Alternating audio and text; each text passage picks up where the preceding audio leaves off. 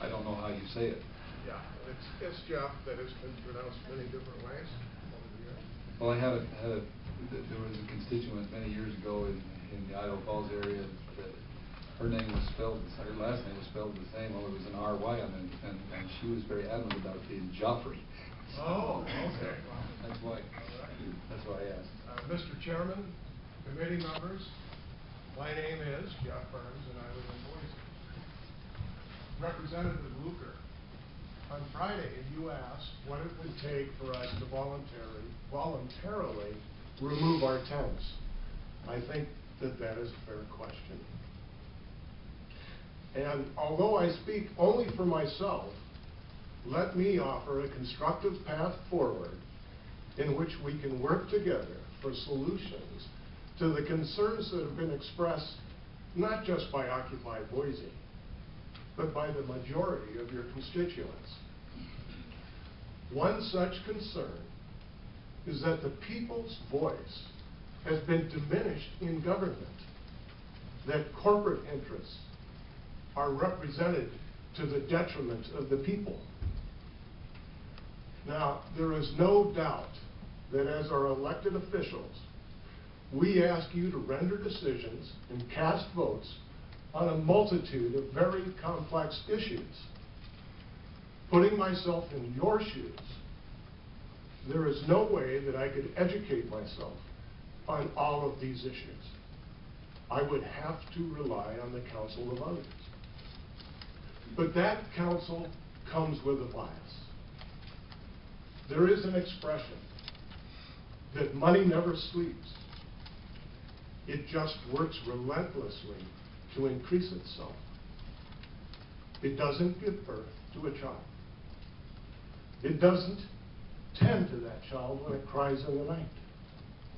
It doesn't bandage scraped knees, and it doesn't lie awake at night worrying about the mortgage or how to pay for college.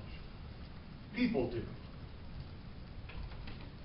So what I am suggesting is that we work together to find a new model, a new way that you can inform yourselves on the issues without the undue influence of corporate interests.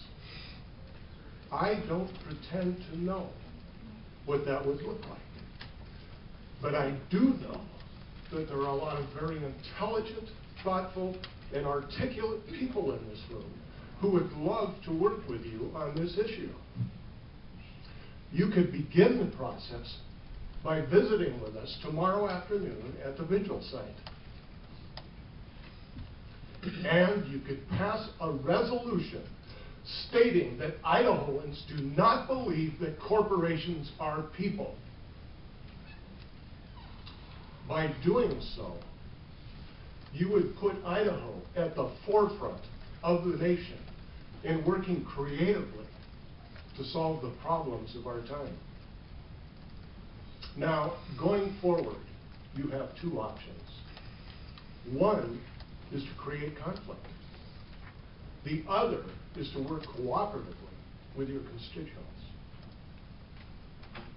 Let me remind you that no matter how many assurances Representative Bedke gives me, not he, nor you, nor any of us knows what the end result of the passage of this bill will be. But we do know this. Never in our history has the heavy-handed efforts of government to quell the voice of the people been successful. From Lexington and Concord to Haymarket Square to Selma, Alabama to the steps of the Oakland City Hall, the will of the people has always prevailed. And we all of us who are so fortunate to call ourselves American, thank God for that. Thank you. Other questions, Mr. Burns? Representative Simpson. Thank you, Mr. Chairman. Mr. Burns, you started out your testimony talking about a question that Representative Luker asked on Friday, and I didn't hear an answer as to when you think you could be off the grounds. I just gave you a path forward. As an individual, I cannot speak for anyone else, but one of the central issues of the Occupy movement and is not only our voice that is bringing this issue forward, is the lack of government responsiveness to the people's interests that we feel, and not just Occupy Boise, but the vast majority of Americans feel that corporate interests are represented by state houses around the nation and in our Congress in Washington to the detriment of the people's interests. I would ask anyone here, if you really want to understand what's going on, there's one very simple thing you can do when you leave these chambers. When you get in front of a computer, go to the CIA World Book of Facts. In the middle of the page, click on country comparisons. A menu will come up. And I think you want to click on economy. And another menu will come up. Look for the Gini index.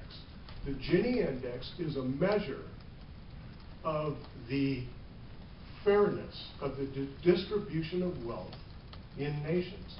And the CIA has rated almost 200 nations. And I think you will be amazed to find out the company that we keep as a nation. Now, make no mistake, we are a very wealthy nation. We have a great deal of wealth, far more wealth than most nations, to share. But the way in which we have come to share it is inequitable. And the truth is that as over the last 30 years, as other first world nations have become more equitable, we have become less so. Let me tell you my own personal story. I have made my living in the construction industry, first as a carpenter, then as a construction manager, and as a general contractor. When I started out in construction in the 1970s, those construction jobs, whether you were a laborer or a carpenter or whatever, they came with a living wage, health benefits, and a retirement plan. We had a pact in America. Anybody who was willing to work was able to live with dignity and promise. Somewhere over the last 30 years, that pact has been broken.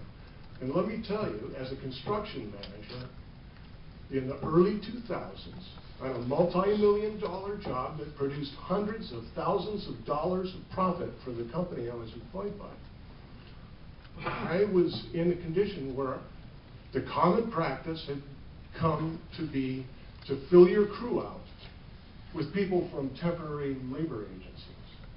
These people worked right, did the same work the people had done 30 years earlier. They made $8 an hour, no benefits, and I'm sorry to tell you that some of them were homeless. You see, that pact has been broken in this country. Work doesn't necessarily bring dignity anymore.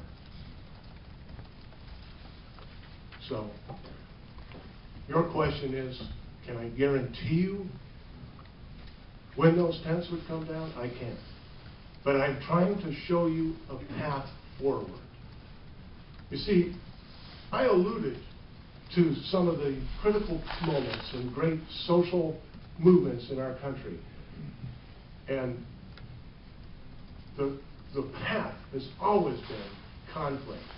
The labor movement took 50 or 60 years. People fought and died for things that we take for granted today. Things like the 40-hour work week. Things like child labor laws. We take them for granted. People fought and died for those. What I am suggesting is that this time, let's skip the conflict. Let's move forward together. And I'm absolutely sincere in inviting each and every one of you to begin that process tomorrow afternoon at the vigil site. Further questions? Further questions? Thank you, sir. Thank you. Barry Hitchcock.